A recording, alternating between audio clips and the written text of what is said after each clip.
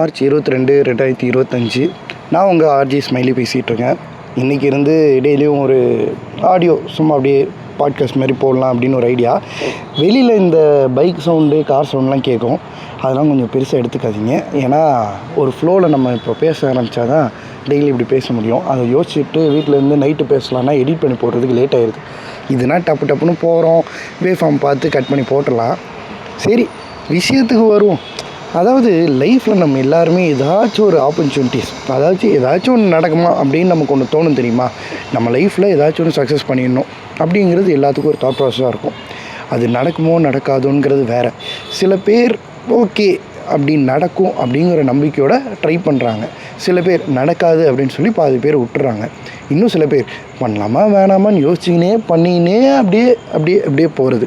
So நான் பார்த்திங்கன்னா 2 category நடுவில் தான்.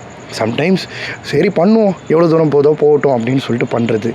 இன்னும் சில டைம்ஸ் என்னத்துக்கு பண்ணிக்கிட்டு அப்படிங்கிற மாதிரி இருக்கிறது. ஸோ ஒரு 1 இயருக்கு தொடர்ந்து இது விஷயத்த பண்ணி பார்ப்போமே, தொடர்ந்து நம்ம பேசி பார்ப்போமே, தொடர்ந்து ஏதாச்சும் ஒன்று ட்ரை பண்ணி பார்ப்போமே, என்ன நடக்குதுன்னு பார்ப்போம். இப்போ நான் பேசுகிறது கூட எத்தனை பேர் கேட்க போகிறீங்கன்னு தெரியாது. ஆனால் ட்ரை பண்ணுவோம். இந்த ஒரு விஷயம் என் மனசில் பட்டுதை, எனக்கு தோன்றதை, நான் பார்க்குறத, எனக்கு சொல்லணும்னு தோன்றதை எல்லாத்தையும் அவங்ககிட்ட நான் சொல்கிறேன். ஸோ ஃபஸ்ட்டு இன்றைக்கி நான் சொல்லணும்னு நினச்சது, நான் ஹலோ எஃப்எம்மில் ஆர்ஜேவாக ஒரு 6 மாதத்துக்கு இருந்தேன். 2017 நான் எப்படியாச்சும் ஆர்ஜே ஆகணும் அப்படின்னு சொல்லிட்டு எனக்கு ஒரு சின்ன ஆசை வந்துச்சு. அதுக்கப்புறம் நிறைய ட்ரை பண்ணேன், எதுவுமே கிடைக்கல, செட் ஆகலை. ரேடியோ மிர்ச்சியில் கடைசியில் அப்படியே அவங்கக்கிட்ட பேசி எடுத்து கடைசியில் ட்ரை பண்ணி இன்றைக்கி மட்டும் நீ சூப்பராக பண்ணனா ஒன்று உள்ளார எடுத்துக்கிறோம் அப்படின்னு சொல்லும்போது அன்றைக்கி சொதப்பி அப்படியே போச்சு.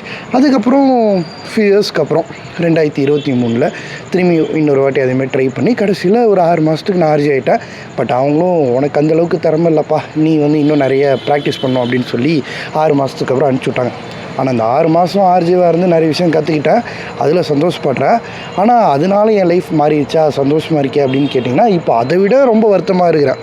அதாவது கிடைச்ச ஆப்பர்ச்சுனிட்டியை மிஸ் பண்ணிட்டேங்கிறது ஒன்று, 2வது இன்னும் நல்லா பண்ணியிருக்குமோ அப்படிங்கிறது ஒன்று, 3வது ஓகே நீ எங்கேயோ லேக் ஆகுற, ஒருவேளை இந்த ஃபீல்டு உனக்கு செட் ஆகலையோ, ஒருவேளை நீ தான் ஒரு கற்பனையை பண்ணிக்கிட்டு நீ தான் பெரிய ஆள் நினச்சிக்கினியோ அப்படிங்கிற மாதிரியெல்லாம் எனக்கு ஒரு தாட் ப்ராசஸ் இருக்குது.